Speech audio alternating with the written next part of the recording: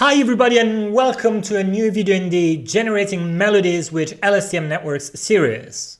If you guys remember from last time, we built a model, specifically a recurrent neural network LSTM model, and then we trained it on our folk song dataset so that it could actually generate folk songs. Now, what we didn't do last time was actually generating the melodies and sampling the output of the neural network. So that's what we're going to do today.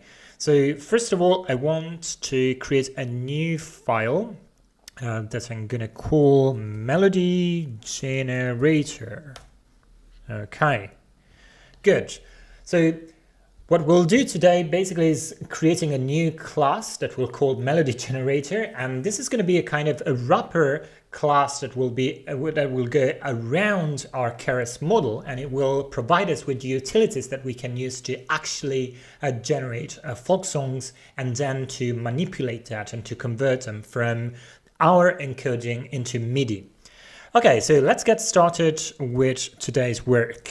So as I said, we'll create a class that we'll call Melody Generator. Okay, the first thing that we want to do here is obviously building a constructor. So we'll have like this init constructor function, and then we'll pass in an argument which we'll call model path, and we'll default this to model.h5. And as you can easily guess, guys, this is going to be the path where we can load our Keras model. Okay, so now let's create a few attributes for this class. So the first one is obviously model path. Okay, so self.modelPath is equal to model path. Good. So now we want to actually load the model and store it in a self.model attribute. So for doing that, we need to import Keras as the first step. So we'll do import TensorFlow.Keras as Keras. Okay, and here we can do self.model is equal to Keras.utils. Well, it's not utils, sorry guys, it's models.load model. And here we need to pass the path to the model, which in our case is model path. Here we go. So this way we've loaded the Keras model.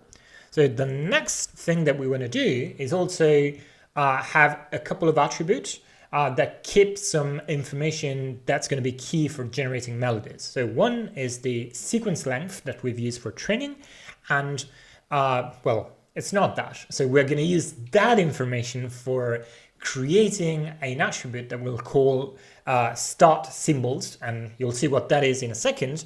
And the other one is just the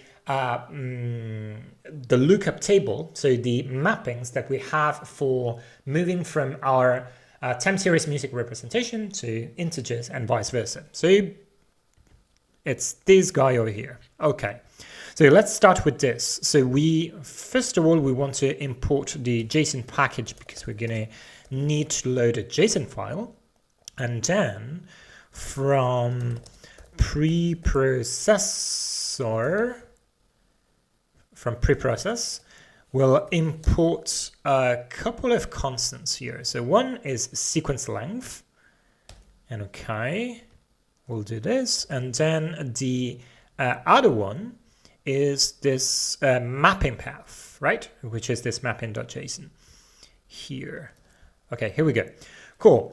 Okay, so now let's open the mappings file. So for that, we'll need to do a with open. We'll pass in the path to the mapping.json file. We'll open this in reading mode, and we'll do as fp, and then we'll do a self.mappings, which is equal to json.load fp. Cool.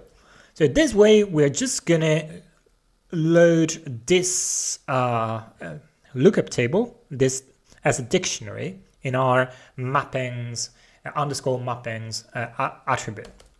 Good. And as I said, we are also creating a final attribute for our melody generator object, and we'll call it start symbols. Okay. So if you guys remember that when we compiled the dataset and we pre-processed the folk songs and compiled the dataset, we added at the end of each song a series of delimiters, so which was slash symbols, and we had as many slash symbols as the sequences that we would use for inputting as training data into the network. So we want to recreate that. So those start symbols. So we want to create those as a list. So we'll have like this item here where we have this slash symbol, and then we'll multiply this by the sequence length so that we'll have as many slash symbols as the number of time steps that we consider when we input data into the network for training. Cool. Okay, so now we have all we need to start working on the main method of this class, which not surprisingly is going to be called generate melody. Yes. And so here we have four different arguments that generate melody is going to accept. So the first one is a seed. So what's a seed? Well, a seed is a piece of melody that we want to input as a seed, of course, for the network and into the network so that the network can continue that melody seed. So this seed is going to look something like this. So it's going to be a string, and it could be, yeah, something like this, for example, 64, 1, then an underscore, then 63, then a couple of underscores. Well, you get the idea. Basically, this is a just a melody encoded in our music representation based on time series, right? So we're going to pass in anything like from, I don't know, 5 to 10, 15 different symbols, and we'll be asking the network to continue the melody. Okay, so this is the seed. Then the next argument is num steps, so the number of steps. And so this is the number of steps in the time series music representation that we want for the network to generate, to output. Then we'll have another argument called max sequence length.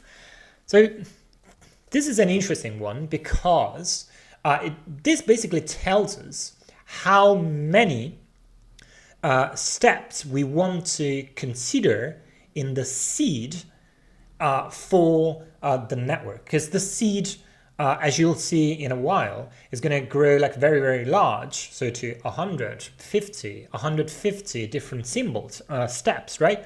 And so we just want to pass to the network as input only a limited part of all of that, only the last, say, 20, 50, 100 steps. And so max sequence length is going to tell us how many of those steps we want to input into the network. And you can easily guess that this is going to be equal to sequence length, which in our case is going to be 64 steps, or 4 bars in 4/4. Good. Okay, so we have all of this, and then there's a final argument that's a little bit mystical, and we'll call this temperature. Okay, so the temperature is a value, is a float that can have a range between 0 up to infinity potentially, but we will probably restrict between 0 and 1, and I'll explain you why that's the case. And this is going to basically have an impact on the way we sample output symbols from the probability distribution that comes out of the network. So I'll explain how we sample stuff with temperature in a while, because we're going to be building a full custom method for doing that, for sampling symbols with temperature.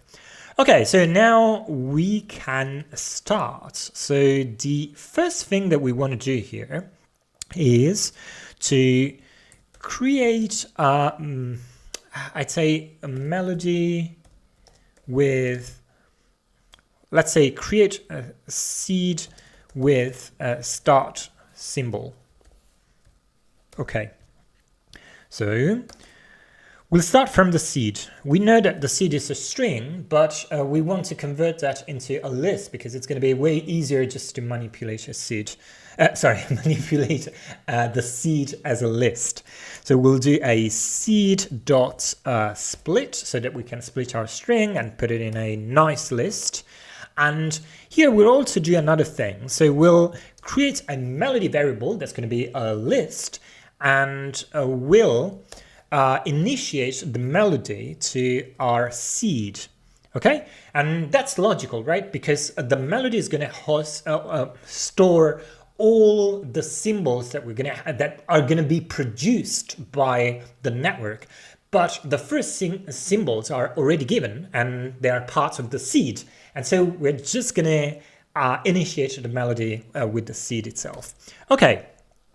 So this is nice. So the next step that we want to do, as I said, is create seed with start symbol. So we want to prepend the start symbols to the seed list. So we can use a list concatenation. And so we'll do a self dot start symbols plus, and we'll add seed itself. Okay. And so here we're going to have a sequence of slash symbols before the seed itself. Okay, so now what we want to do is to convert seed into, I don't like convert, let's say map seed to integers.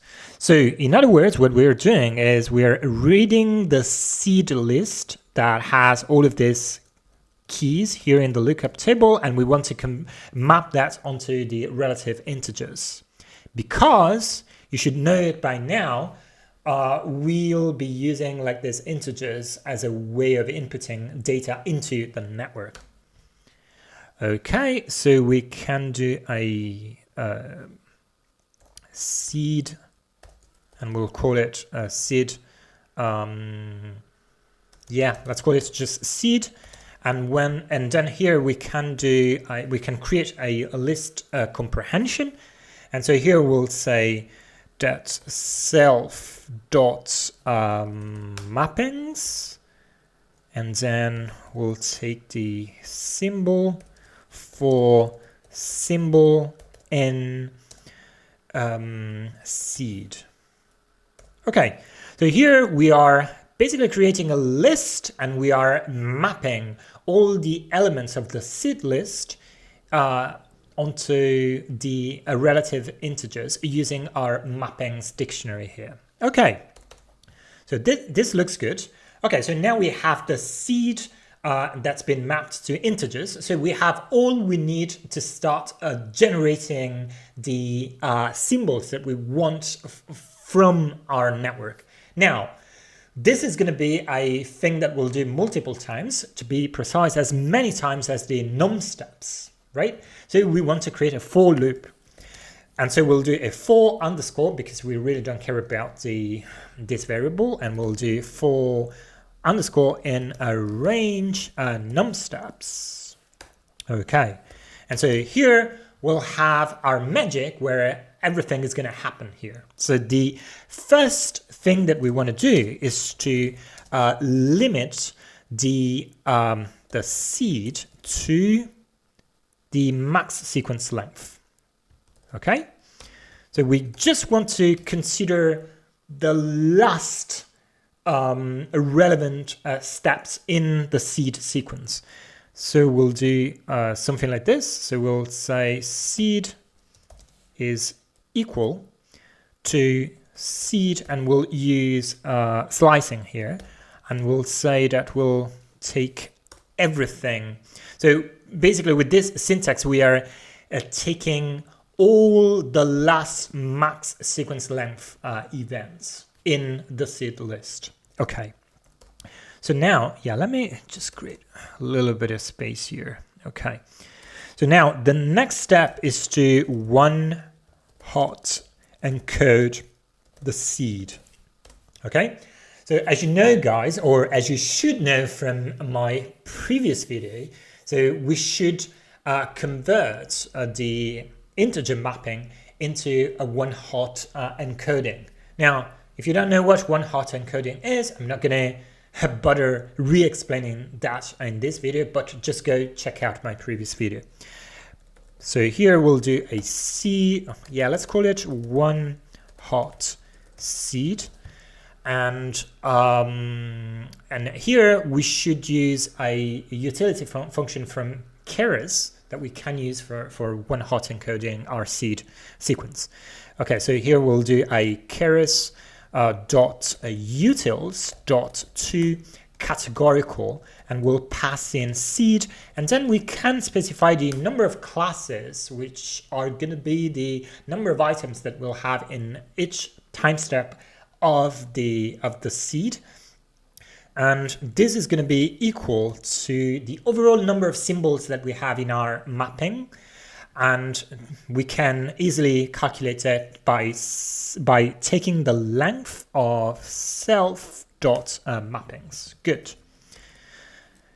Okay, so what this produces is an array that has a two-dimensional array, right? And the size of these two dimensions are going to be equal to the max sequence length, right? So this is for the first dimension. So we have as many steps as max sequence length.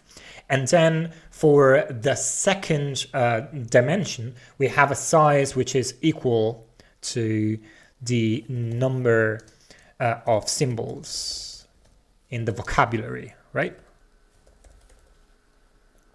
Which is basically this guy here. So the length of the mappings lookup table. Okay, so this is all well and good, but we have one issue, which is that with Keras, when we do inference, we use a method that's called predict. Now, predict expects a third dimension here. And the third dimension is necessary because Keras expects a batch of samples, not just a single sample. And so the third dimension is used just like to have multiple samples like the one we have here in it. Now, in our case, we're just going to pass a single sample, but still we need to add an extra dimension because that's what Keras wants. Good. Okay, so we need to convert this array to something that looks like this. So one, have an extra dimension, one over here, which is basically the batch size, if you will. Okay, so we can easily do that using NumPy or a specific method that comes with NumPy. So let's import NumPy as NP. Not NO, not no, but NP. Okay, here we go. So here we'll do a one hot seed is equal to one hot seed, and then we'll use this syntax here, np dot a new axis, comma, and then 3 dots. So what this does, it basically adds an extra dimension, and then it just leaves all the other stuff from one hot seed. And it basically converts our original bidimensional array into a 3-dimensional array like this. Good. Okay, so this is good. So now we are ready to actually make predictions. Okay, so make a prediction. Okay, so here we are going to get a probabilities. Okay, seems to be spelled okay. So we're going to get a probability distribution out of the network using the predict method. So let's do that. So we'll get the model and invoke the predict method. And obviously we want to pass in the one hot seed input. So we are passing in the seed and then we are getting back a probability distribution. Now there's a catch here. So do you guys remember that we have potentially with predict, we can pass multiple samples all at once. So we can pass a batch of samples. So doing that, we would also expect a batch of probability distributions back, one probability distribution for each of the samples that we've passed in. So now, given we want the first and only probability distribution, because we only have one sample, we need to index this list to 0. Now, if we had we passed, say, 2 samples, we could have gotten back both the probability distribution for the first sample, indexing the list that comes out from this instruction to 0. But if we wanted to get like the probability distribution relative to the second sample, we could have done something like this, right? Okay. Okay, so now we have a probability distribution, but what does this mean? So what does this probabilities array look like? Okay, so it looks like something like this. If we consider that for sake of simplicity, we only had, say, 4 symbols, so 4 possible outputs. So we would have, say, 0.1, 0.2, 0.1, and then 0.6. So we would have a score or a value for each of the different options or symbols that the network can output. Now, given we train this model having a softmax layer in the end, we would have that all of these values, if we add them up, would give us 1. And so we can think of this as a probability distribution, and each single value is the probability of that index or that symbol to come out. Okay, so now how do we sample this probability distribution? Well, you could easily think about the most straightforward way, which would easily be just give me the index with the highest probability. That's totally fine, but that's very, very rigid. We want something that's a little bit more flexible in the way we sample stuff. And so we're going to be using temperature sampling. So let's write the next instruction. That's output end. So now we're getting back like an integer, which is the actual output that we want back. And for that, we need to use a new method that we haven't implemented yet, but still we're going to be using it. So we'll do a self._sample with temperature. Cool. And here we pass in both probabilities and the temperature. Okay, so obviously we don't have this sample with temperature method, so we want to just like stop for a second implementing generate melody and then just focus on sample with temperature first. Okay, let's go back here and we'll define this method called sample with temperature. And we know that this method accepts a probability distribution and a temperature. Okay, so now guys, it's time to understand what is this temperature sampling. Okay, so I'll give you a little bit of an intuition first, and then we'll just go into the code. So the idea here is that we are going to sample a value, an index out of this probability distribution using a temperature value. Now, if the temperature value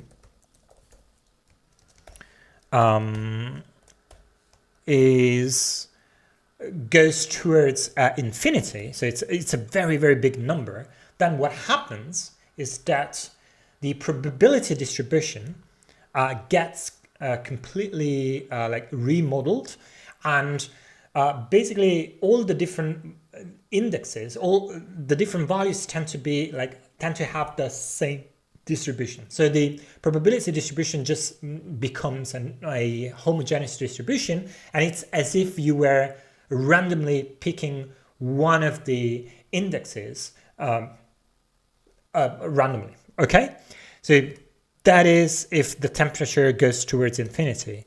On the other hand, if the temperature gets closer to zero, what happens is that the probability distribution is going to be remodeled in such a way that the original value that had the highest probability now has probability 1 of being picked. So the whole thing gets highly, highly deterministic.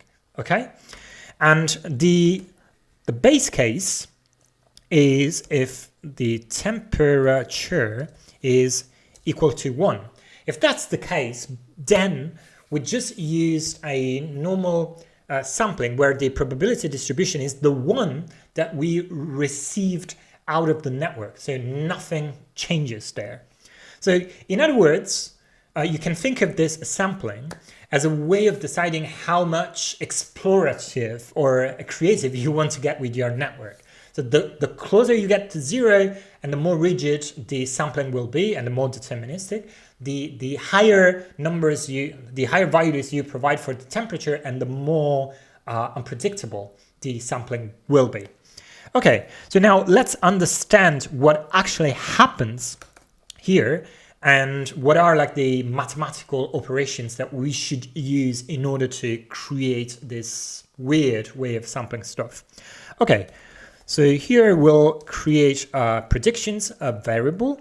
And basically what we want to do first is to apply a logarithm to our original probability distribution and then modulate that by applying the temperature. So we divide by the temperature.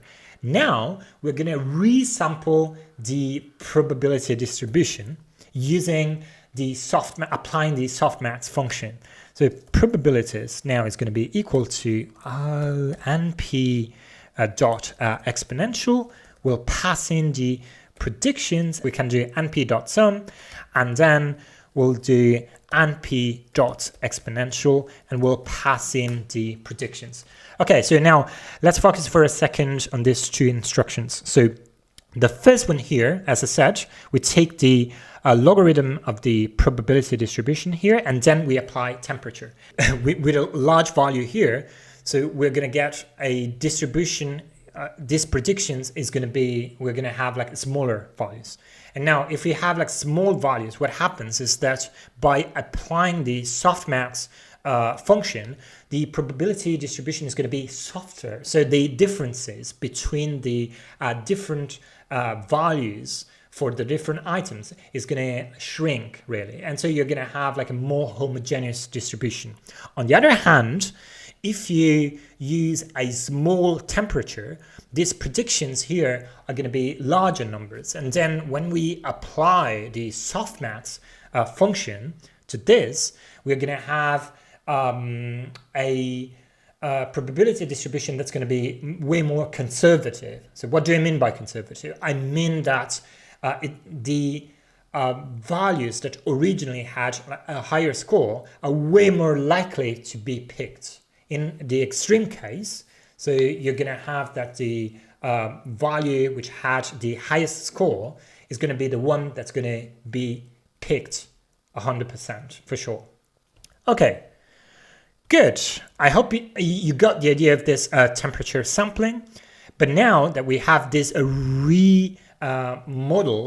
probability distribution, we want to sample a value out of that distribution. So what we can do is creating a list here, And this list is going to be equal to the range of the length of probabilities here. And so this is going to look something like this, right? So say we had like our 4 symbols, like in this example. So we would have something like this: 0, 1, 2, and 3, right? Okay, so now we want to sample one of these values here. So for that, so we want to sample an index, and so for that we can use an interesting and quite useful function from NumPy that's called choice. And so here we can pass in choices, and then we can also pass in a probability distribution, which in our case is probabilities. And obviously here, what we're basically telling choice is that to each item of choices, we have a correspondent probability that's given in this probabilities list. Okay, so now we have sampled an index and we can just return it. Okay, good. Okay, so now we can just go back to our generate melody and continue to work there, because sample with temperature is done and it should be working. Okay, so now we have the output end. So what we want to do here is to first of all update the seed.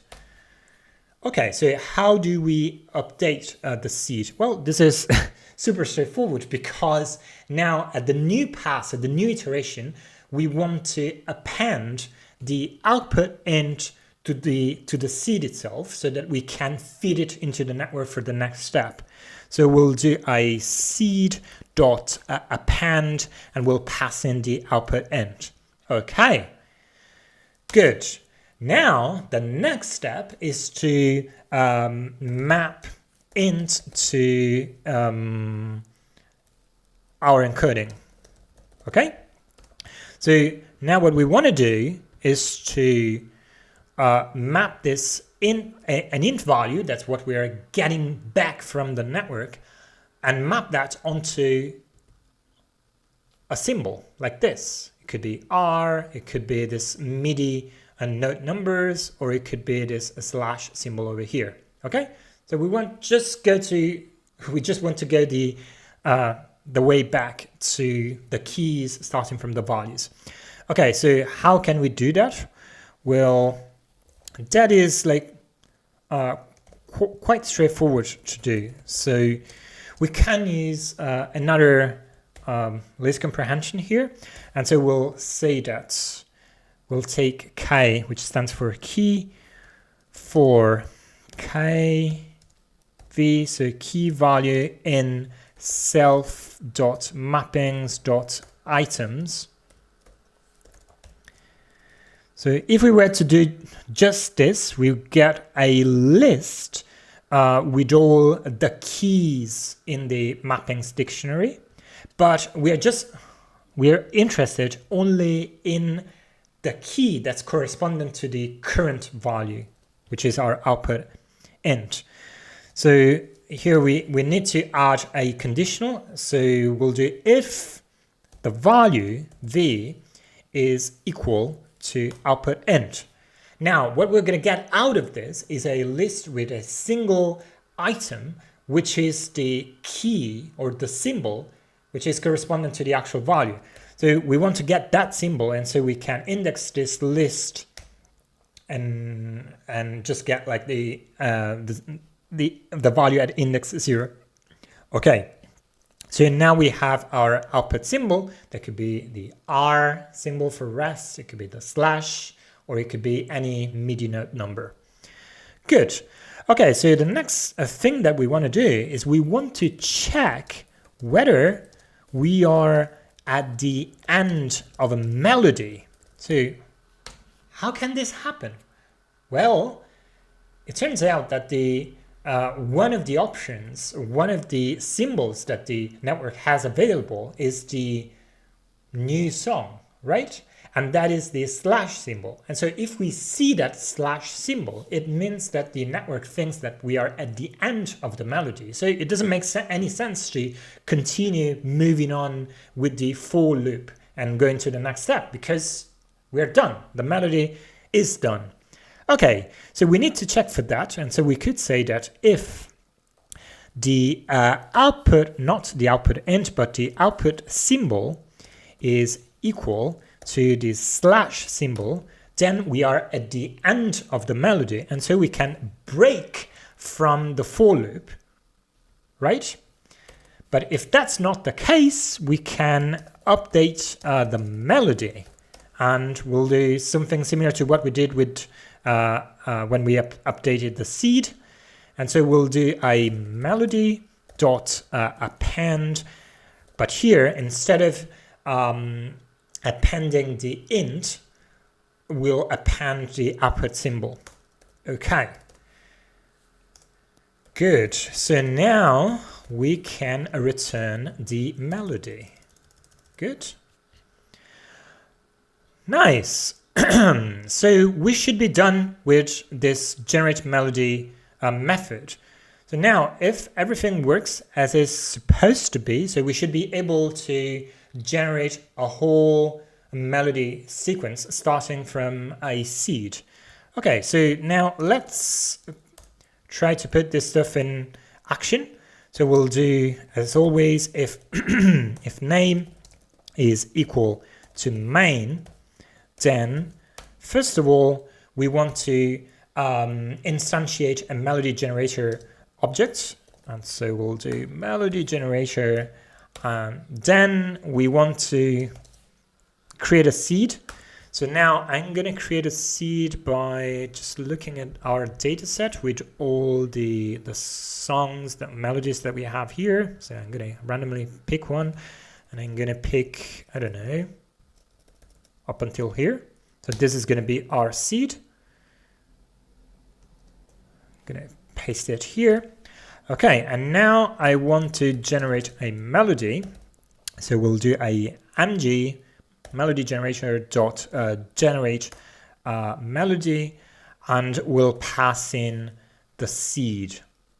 Okay.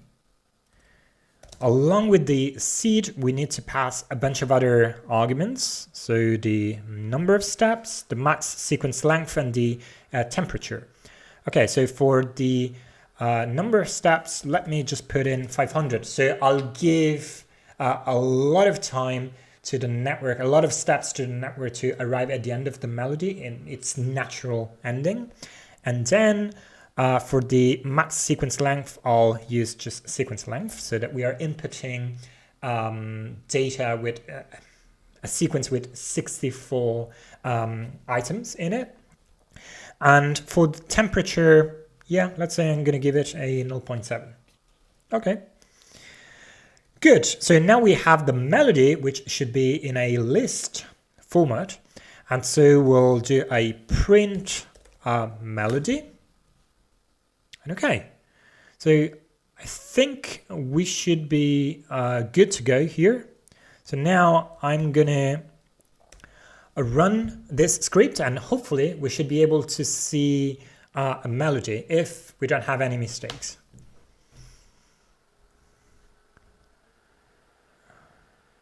Okay, now let me just close this. Okay, and here we go. Yep, seems to be working fine. So as you can see here, we have this melody which has been output. So these are like this is the seed, and then it just continues over here, and as you can see, it continues until we get to the end down here. Cool. And so this is the whole melody sequence in the time series music representation. Good. So we are basically done, which is great. So now we are capable of using our trained model to generate melody sequences, which is really cool. But as you might have seen here or understood, we have a problem. And the problem is that we only have melody sequences in the way we encode a melody. So in our time series music representation. And this is not really that great to understand how good melody is or to just visualize it. So there's only one thing that remains to do before finishing off this project. That is converting this time series melody representation into a MIDI. So that's what we're going to do in the next video. So we're going to get this time series and we're going to convert it back to MIDI so that we can then analyze it in a music notation software like Musical. Good.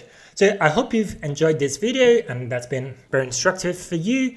If that's the case, please leave a like. And if you have any questions, as always, please feel free to leave them in the comment section below. I'll try to respond to as many questions as I can. And until next time, as always, have a great day and cheers.